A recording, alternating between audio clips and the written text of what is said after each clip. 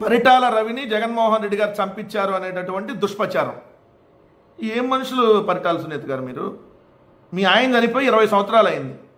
20 సంవత్సరాలు 20 సంవత్సరాల తర్వాత మళ్ళీ ఇప్పుడు మీరు నిద్ర లేచి దుష్ప్రచారం స్టార్ట్. అంతకుముందు చంద్రబాబు నాయుడు చనిపోగానే చంద్రబాబు నాయుడు మీ తెలుగుదేశం పార్టీ ఇదే దుష్ప్రచారం చేస్తే రాజశేఖర రెడ్డి గారు సిబిఐ ఎంక్వైరీకి ఇచ్చాడు.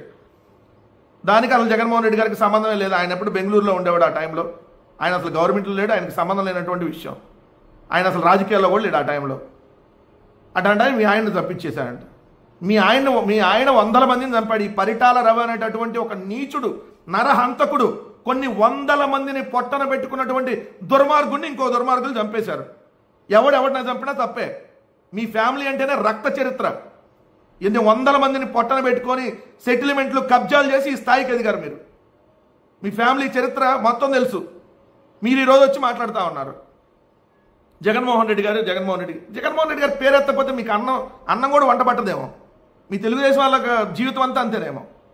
ఒకటి గుర్తుపెట్టుకోవాలి, మీకు కూడా తెలిసినటువంటి విషయమే. రాష్ట్ర ప్రజానికానికి కూడా తెలియాలి. 2019 నుంచి 24 దాకా మేము అధికారంలో ఉన్నటువంటి 5 సంవత్సరాలలో మీ కొడుకు పరిటాల శ్రీరామ్కి రక్షణ కల్పించింది, అత్యంత భద్రతతో రక్షణ కల్పించింది జగన్మోహన్ రెడ్డి గారు. అది జగన్మోహన్ రెడ్డి గారికి ఉన్నటువంటి మానవత్వం, జగన్మోహన్ రెడ్డి గారికి ఉన్నటువంటి క్రెడిబిలిటీ. చిన్న గాయం కూడా, చిన్న ఈ ఇష్యూ కూడా మీ పరిటాల శ్రీరామ్కి జరగకుండా సెక్యూరిటీ కల్పించింది జగన్మోహన్ రెడ్డి గారి ప్రభుత్వం.